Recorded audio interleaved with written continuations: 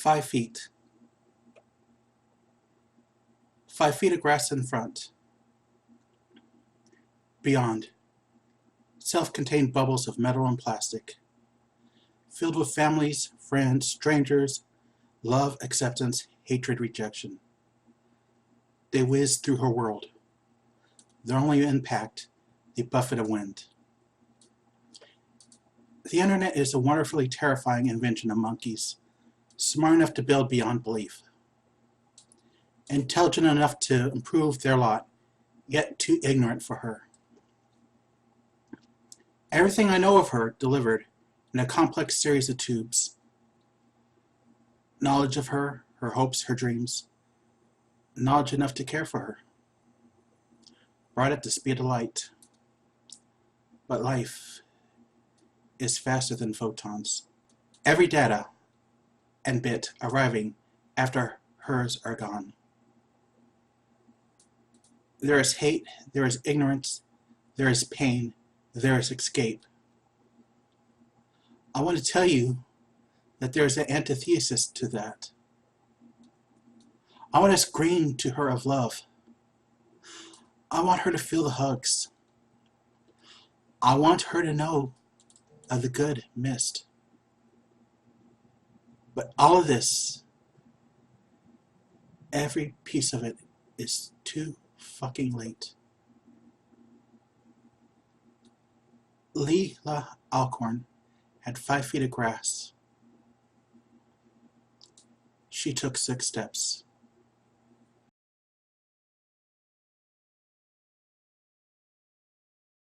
Hello everyone, it's Atheist T-Girl, also known as Alanis.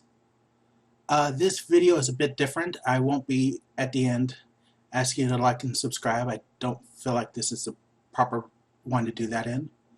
There's no funny of the week.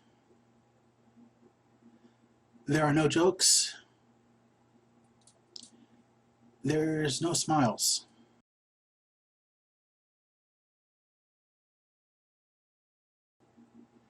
If you're reading this, it means that I've committed suicide and obviously failed to delete this post from my queue. Please don't be sad, it's for the better. The life I would have lived isn't worth living in because I'm transgender. I could go into detail explaining why I feel that way, but this note is probably going to be lengthy enough as is. To put it simply, I feel like a girl trapped in a boy's body, and I've felt that way since I was 4. I never knew there was a word for that feeling, nor was it possible for a boy to become a girl. So I never told anyone. I just continued to do traditional boyish things to try and fit in.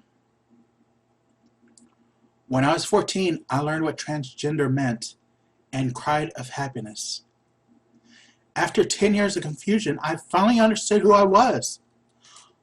I immediately told my mom, and she reacted extremely negatively, telling me it was a phase, that I would never truly be a girl, that God doesn't make mistakes, that I am wrong.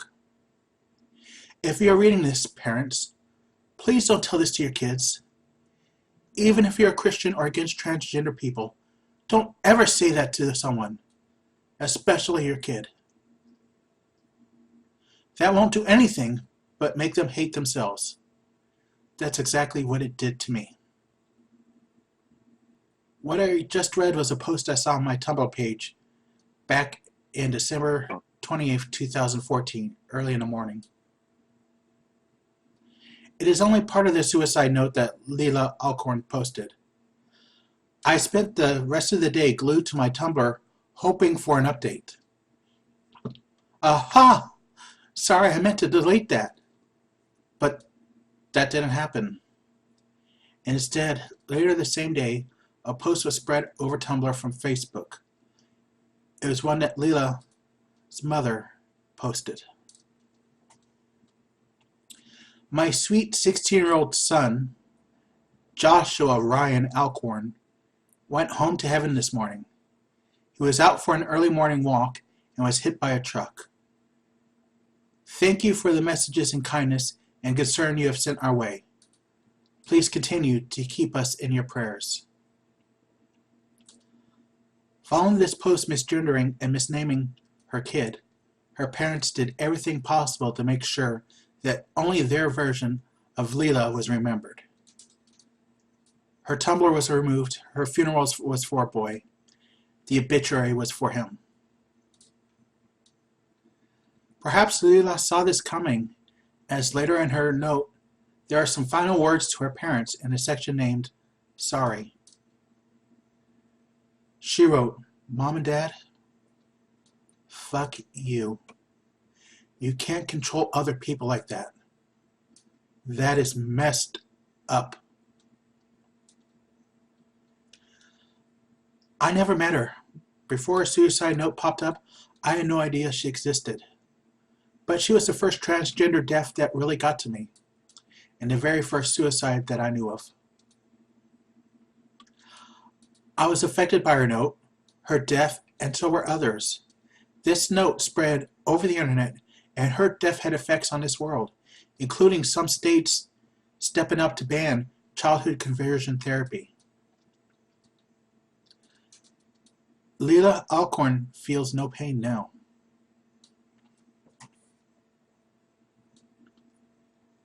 When I was a little kid, my grandmother gave me a teddy bear. It was my favorite. When it lost an eye, she crocheted a patch for him.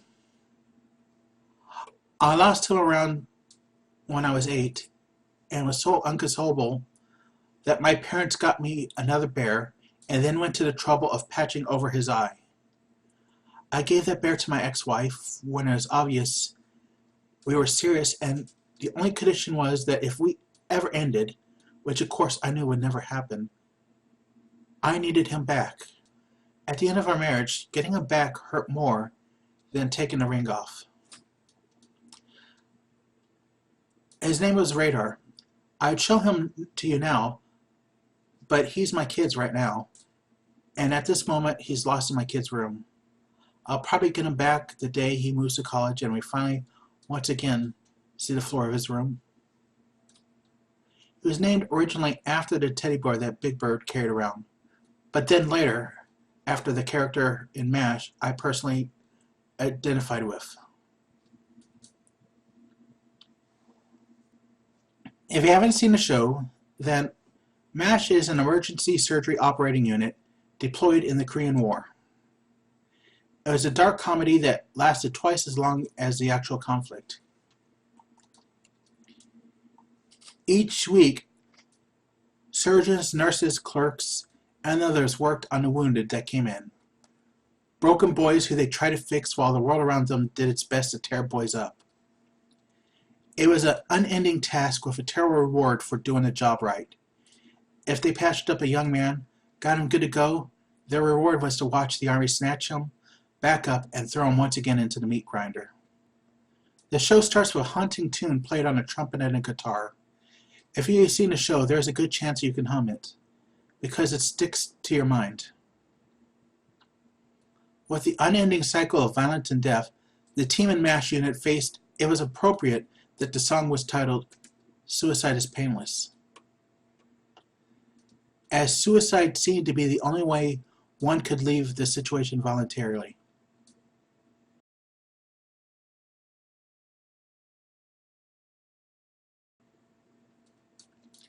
In 2015, a young trans man, well, really a boy of 14, named Kyler Prescott, started to experience suicidal thoughts. His parents were not like the parents of Leela Alcorn. They accepted their trans kid and did the right thing. They supported him, they loved him, and when the world around him got too rough, they sent him to a doctor as you should. Kyler was admitted into the Randy's Children's Hospital. Kyler had already wounded himself and was admitted for treatment of his wound and a 72-hour psychiatric evaluation. Within 24 hours, Kyler was released, despite still being quite suicidal. His psychiatric doctor pushed for it not because Kyler was better, but instead because he was safer out of the hospital than within. During the 24 hours Kyler was hospitalized, He was repeatedly misgendered, misnamed, and told point blank by his doctors and nurses that he was a girl and needed to get over it. Because his suicidal thoughts were in a large part due to his treatment by others for being trans, the psychiatrist sent him home rather than expose him to it for longer. Kyler was loved by his parents. They tried their best, but the best took their kid, tore him up, and sent him home where he died at his own hand. Kyler Prescott feels no pain now. I don't make this comparison lightly, but sometimes living trans feels like being one of those doctors in MASH. The wounded patient we work on is ourselves. We are exposed to hatred, to rejection, to mistreatment, simply for being trans. And each day we push to make ourselves better, knowing that the reward for doing so is another day of the same treatment. The pain hurts. The alternative to check out seems so easy. And as the song stated, suicide is painless.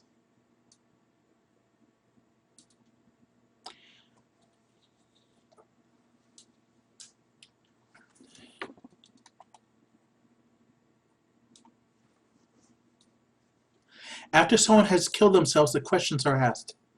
What could have been done different? Who could have helped? Sometimes the eye will rest on the dead.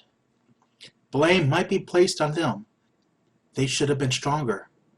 Suicide is not painless because you hurt those you left behind. How could someone be so selfish? I will never blame someone who kills themselves, especially if they are trans. I know what they are going through. I was there myself once, and if one day the surgeon in my head fails, then I may be there again.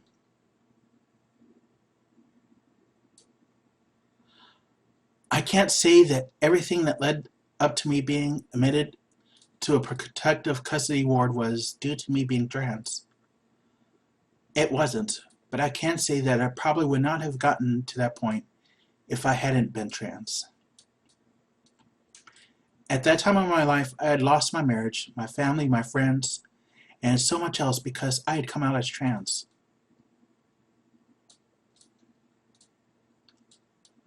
My life had collapsed because I had the gall to tell people who I was, to be myself.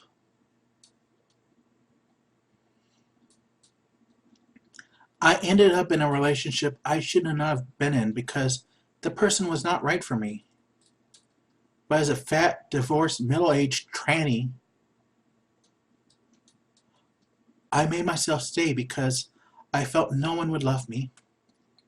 So whoever would take me, I needed to stay with them, even if they weren't right. Stress, pressure, loneliness, it all combined, and it got to the point I couldn't take it anymore. The last 2 days of freedom, I was glad my kid was with me. Him being in the car was the only thing that made driving doable because I would never crash my car or go off the bridge to end it if he was there and could be hurt. But my kid couldn't be there forever. And one day I found myself alone in the house. I went through all the medicine cabinets and grabbed every prescription I could find. For the last week, the letters LD50 have been ricocheting through my head. LD50. LD50 stands for lethal dose 50. The amount of a substance that kills 50% of the people who take it.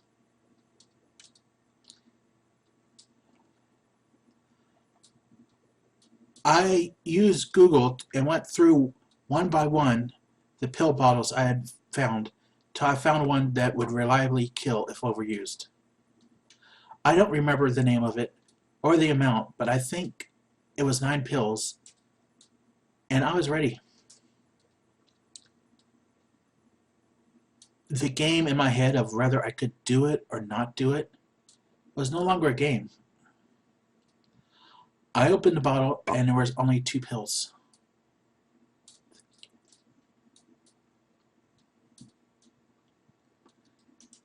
Then someone came home and took me to the doctor appointment I had. And at this point, they took me because I didn't trust myself driving. She made me tell the doctor what I had just done, and before I knew it, I was the guest of a hospital ward for a little over a week.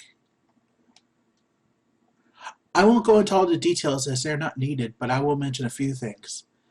The first 2 days of that week were the worst, and if I'd faced the same treatment Kyler had endured during that time, I may have finished the job. I could have, because I found in my room a loose screw that was holding down a metal mirror. The edge of the mirror was sharp. I had checked. Why was I by myself in a room? Because I was trans, and they did not know how to handle trans people.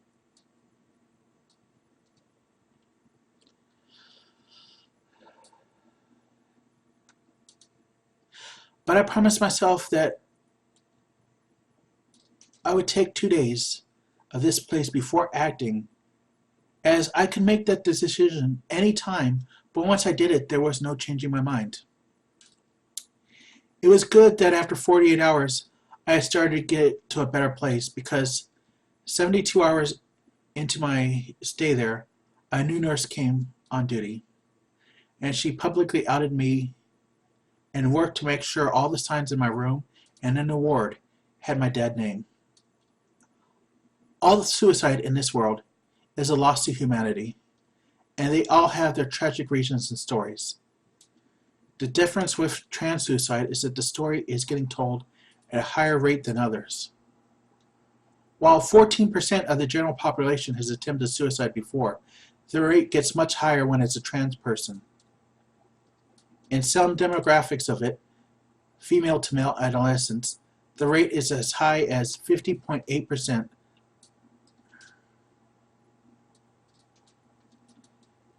And the fucking thing is, in many cases, there's just one simple thing that can fix this number.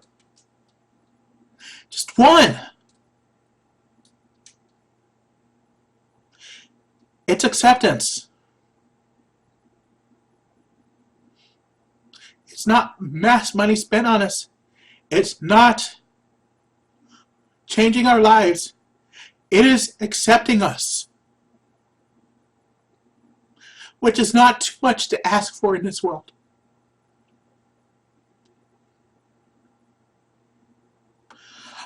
I will never blame a dead trans kid for their suicide, but I will hold a mirror to the world and ask them how the reflection looks. Are you a parent who thinks that you can beat, punish, or pray away your kid's transgenderism? Are you in a religion that condemns those who work towards accepting themselves? Do you just brush aside someone else's objection to yet another man in a dress joke or a sketch on TV? Do you repeat those jokes? Are you a part of the matriarchy that reduces women down to chromosomes and genitals in order to reject women who have worked so hard to become who they are? Are you an atheist who feels community harmony is worth pushing trans people to put up with a transphobic bigot who has his heart in the right place? You are the people I'm looking at. You are the people I blame. You are the pain that suicide relieves us of. Through early morning fog I see visions of the things to be, the pains that are withheld for me. I realize and I can see that suicide is painless. It brings on many changes, and I can take or leave it if I please. The game of life is hard to play. I'm gonna lose it anyway. The losing cards I'll someday lay. So this is all I have to say. Suicide is painless. It brings on many changes, and I can take or leave it if I please. The sword of time will pierce our skin. It doesn't hurt when it begins, but as it works its way on in, the pain grows stronger. Watch it grin. 'Cause suicide is painless. It brings on many changes, and I can take or leave it if I please. A brave man once asked of me to answer questions that are key. Is it to be or not to be? And I replied, oh, why ask me? 'Cause suicide is painless.